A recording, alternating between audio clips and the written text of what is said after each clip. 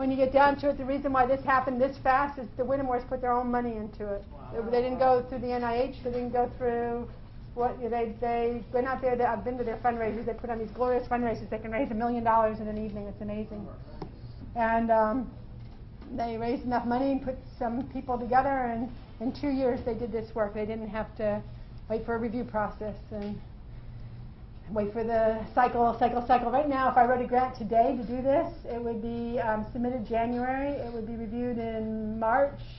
It would go to council in July. It would be funded in September, and I would get to start a year from now. So private money sometimes is the best money, particularly when you're on the edge of something really, really big like this. So certainly one of the biggest things that's going to happen right now is fundraising. It's going to be private foundation type fundraising. It's terribly important. In addition to doing the stuff we're going to do with the NIH and all the other funding federal agencies that do this kind of thing. But it's going to be everybody working together.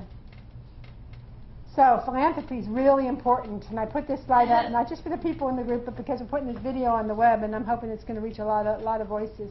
This is the time to be philanthropic in this disease. This is your moment. This is the time your dollar makes the biggest possible difference.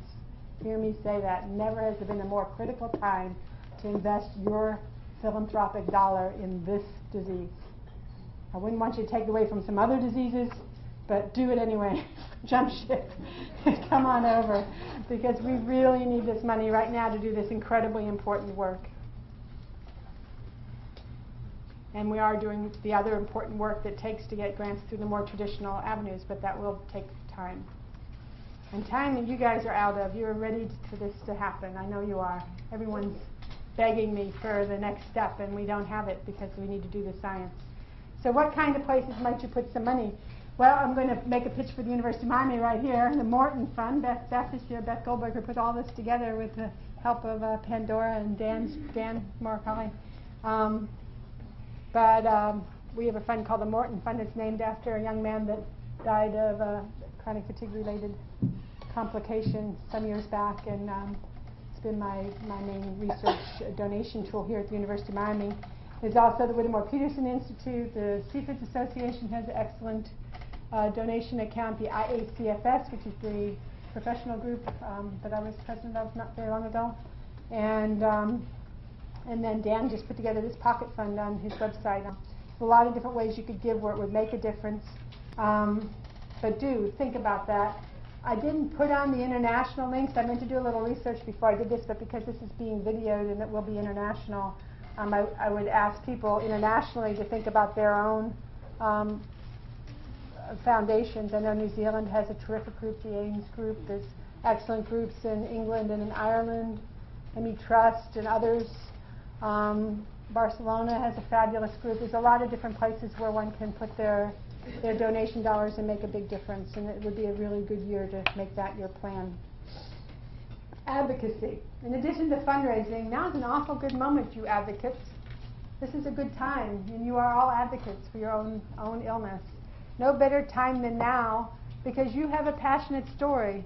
You've spent 20 years with an illness that's been basically blown off. 30, whatever, long time. So, you know, you're standing in a position where that people should feel a little embarrassed, you know, a lot embarrassed, a whole lot embarrassed. Your government should feel like they have a true obligation. I will say at that CFS AC meeting last Thursday and Friday, people were hearing us. I think we were really being heard. And certainly, you know, take that all the way. Push it. Go to your Congress people, okay? You can only push the NIH. They have their budget and they're told to do they get one pot and everybody wants it. And they really can't be told to spend it this way or that. They end up having to divvy up one way. And then you go to Congress, they can actually put aside money. And there's one really important tool they have. There's something called the Office of Congressionally Mandated Research. This is an Army office. It comes out of the DOD budget, a very healthy budget, one might say. The Office of Congressionally Mandated Research, and that is absolutely the place where advocacy can put real committed dollars to an illness. Gulf War Illness has that. In fact, my research right now is funded through the DOD Gulf War illness through the Office of Congressionally Mandated Research. They're wonderful people. They're very professional. They know how to do peer review properly. They know how to get the money into the hands of the people that will really spend it and boy, do they watch how you spend it. The Army, I've never had so much oversight in my budget in my life. So, sitting in your seat, are you excited? Yes. Yeah, you should be. This is damn exciting. This is great. This is the good stuff. This is what you've been waiting for.